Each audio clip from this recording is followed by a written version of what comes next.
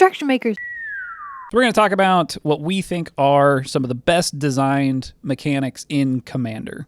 We refer to these as carrot and stick mechanics because they're mechanics that incentivize players to do something that the system itself is not particularly good at. So the two that we're going to talk about are the Monarch and Goad. For those that don't know, the Monarch is at the beginning of your end step, draw a card. Whenever a creature deals combat damage to you, its controller becomes the Monarch. Yeah, and it's an ability that's given to you by some other kind of card. So you would play a card and it says, you become the Monarch. And this is kind of what we'd be referring to as a carrot mechanic. It's something that is softly encouraging one player to go and interact with another player in an aggressive way in order to get some sort of an incentive or reward. It works really well with sort of helping with this particular problem in Commander, which is that players end up in a situation where they can attack multiple different players and there isn't one sort of clear answer about who they should attack.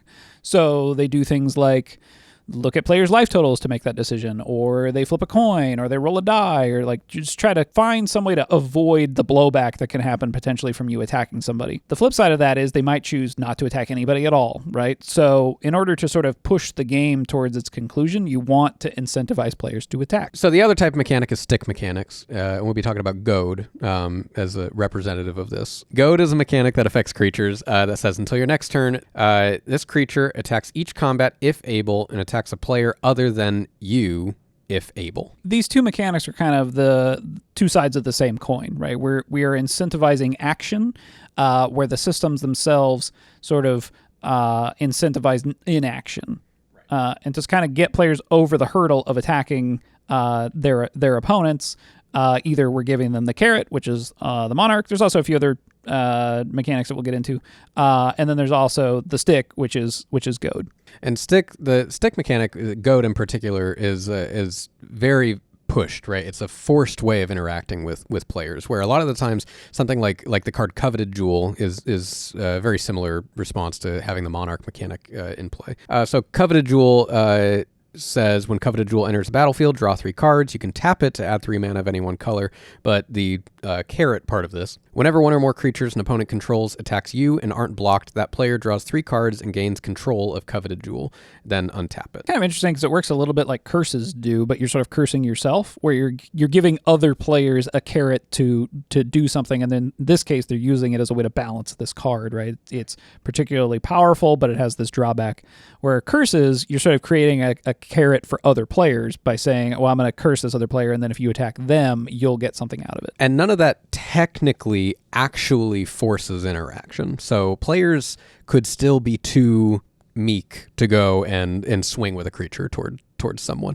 But something like Goad forces that to be a possibility, basically. But all of this is good, right? You want some sort of incentive for you to be a little bit more aggressive in this type of a system. So let's talk a little bit about the problems that these mechanics are trying to solve. We've talked a lot before about the bystander problem, which basically means that you are at a large advantage by watching 2 of your opponents just fight it out and sitting on the sidelines and then sort of cleaning up the mess afterward. This is a phenomenon we see in a lot of free-for-all games. Because you are using your resources to build up as opposed to them using their resources to take each other out. So with the bystander problem, with there being sort of a carrot to incentivize players to action, it's almost like if you were to sit on the sidelines in that instance, the other players are gaining some kind of advantage maybe by passing the Monarch back and forth as they're fighting each other, so they end up drawing additional cards where you're not drawing any other than the ones you're sort of investing in. And I think that's a really interesting balancing factor to help incentivize action. You can view sort of attacking another player as moving towards a win condition. We usually sort of lump different mechanics into 2 different categories, where you're either moving towards the win condition or investing to move towards the win condition at an even greater rate in the future. And usually something like Coveted Jewel or the Monarch is an investment in a lot of ways, right? You're not spending resources on technically winning. You're spending resources on being able to have an opportunity of winning on a future turn. And so the idea of you having to actually take action and move towards the win condition while also gaining some sort of resources or an investment, I think is the way that you end up pushing players in this sort of direction, which is good. Because, yeah, most of the time I think the resource advantage just outweighs any sort of direct action. So what are the sort of advantages to building this idea sort of into your system versus having it be like a mechanic outside of it that players get to sort of opt into? When we look at where the inspiration for the Monarch came from, it came from a Richard Garfield game called Vampire: The Eternal Struggle. In that game, it's called The Edge, and it's built into the game systems itself. And I think, Richard Garfield in this instance saw this as a potential problem in a large multiplayer sort of free-for-all game. Vampire, it's not quite free-for-all in the same way that Commander is, but it is accommodating a large number of players. You have sort of the edge thing that's passed around the table, very similar to the Monarch, where you get an advantage for having it. You gain it by attacking someone, but then you're also like, do you only attack to your left and right? You only attack to the left, but you get attacked by the person to your right. So everybody attacks to the left. Yeah. Is like your sort of like prey or something, right? And so they're limiting interaction in that way. But the edge sort of like pushes the action still, and basically saying like, okay, well, if my prey has the edge, I want to get it, so I'm going to try to attack them as quickly as possible. So yeah, back to this idea of this being built into the system rather than an opt-in. Most of these type of problems, right, when you see a mechanic like this or you see this integrated into the system of a game, especially in particular a multiplayer game,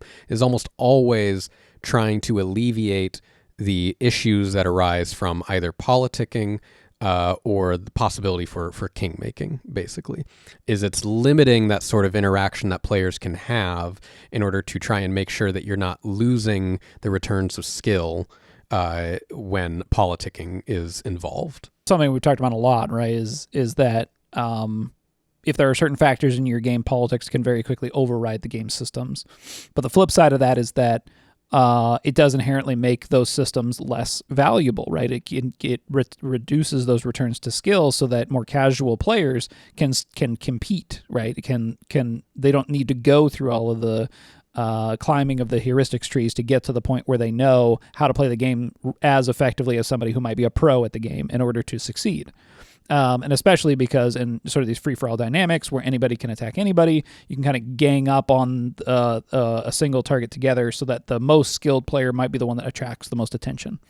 And if these mechanics aren't sort of built into the game, then you're leaving it in players' hands to decide if they want to add these components to the game. It's these they sort of solve these very specific systems problems that could have been solved in the system itself. So instead of Wizards trying to change the format in the format system like they did with something like Oathbreaker, it didn't work out that well. And so I think they decided that if they can't adjust these systems before giving them out to the players, since the majority of players are accustomed to this, they're comfortable with the system, they just decided, well, let's make mechanics then that might try and alleviate some of these issues that we're seeing in that's common in free-for-all multiplayer games. There's a certain amount of customization, right, that you can get from having your system be as bare bones as possible and then adding these sort of additional solves in through mechanics. Players then can decide for themselves more like what shapes the game best for them. There's sort of this dichotomy between free play and instrumental play,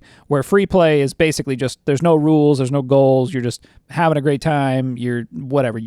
Once you start adding in certain amounts of rules, you start moving more towards the instrumental side to the point where maybe a sport or something is like completely on the instrumental side, where you have explicit rules, you have explicit goals, and players are all playing sort of to win. Designing a system that sort of leans more towards the free play side of things, but then you obviously have to have some amount of rules for there to be a game at all, but then adding in mechanics that allow players to customize their experience back towards that instrumental side of things, I think is interesting. I think that's kind of the story of Commander in a way. Yeah, I don't know if that was necessarily the intention. It's hard to say if by designing these mechanics of like Monarch and Goad, if that was Wizards' intention, was trying to make sure if these mechanics are strong enough, right, and there's any sort of like a meta that is developed or something with Commander, that those mechanics would end up sort of shaping the overall strategies that the high-end decks would play with.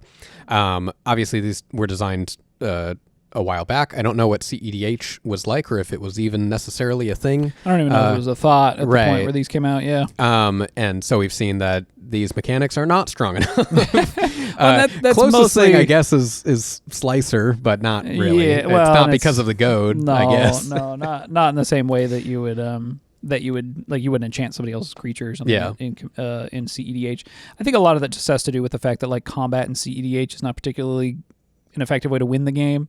It is interesting though to see like, okay, even though the system has these problems, the extremes of the system, when we look at CEDH, they don't really line up with the same problem set, right? And it's mostly just because combat is just not a particularly viable strategy for winning the game. These were good attempts at trying to address some of the problems. I do think it's interesting leaving it up to the player's decision.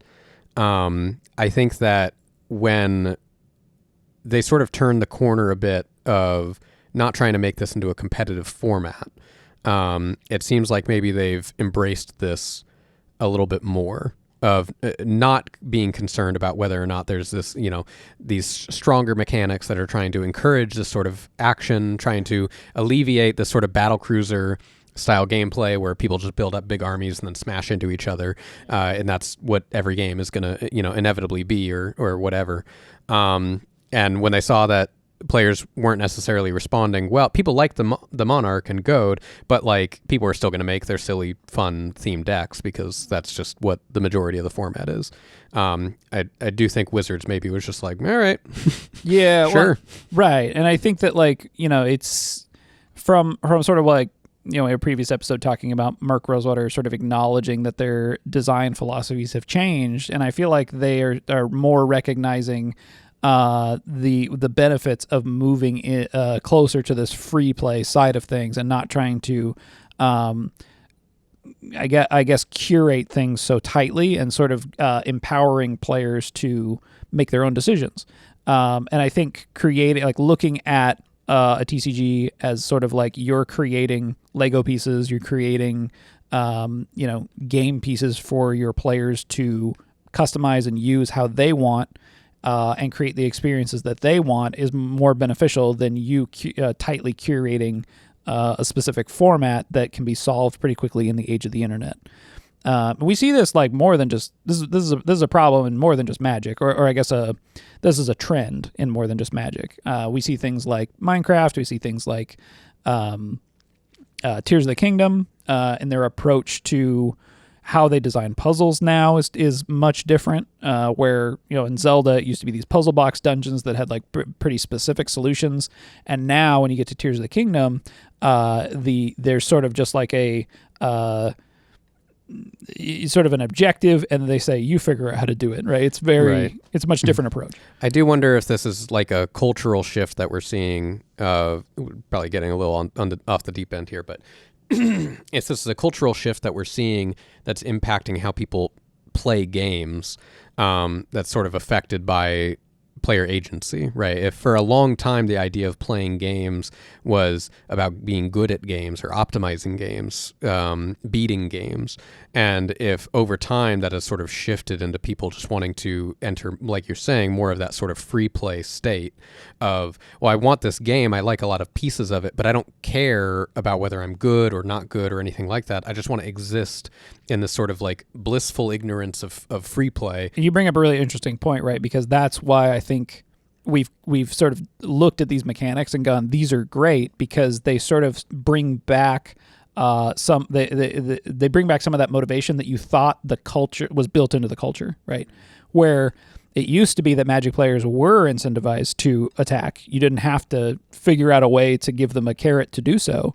But then over time, you kind of see that unfold, that players are the forces put on players to make these decisions have changed, so that attacking is like less desirable than what it once was, right? Like in a 4-player game, if you attack, you're wide open for somebody else to attack you. So how do we, give players an incentive to push the game towards its conclusion when the game ends by reducing your opponent's life totals to 0. So yeah, I think these are sort of two of the best mechanics that we've seen that are helping guide players back to sort of like, well, we still got to end the game. So how can we do that by giving players a new, I guess, an incentive for something that could have potentially been built into the system, but sort of needs to be there for players to do the thing that is going to complete the game. If you enjoyed listening to us talk about carrots and sticks and stuff, please feel free to give us a little like and a subscribe, maybe a comment down below. If you want to continue the conversation, you can join our Discord. The link is in the description. Thanks for watching. We'll see you next time.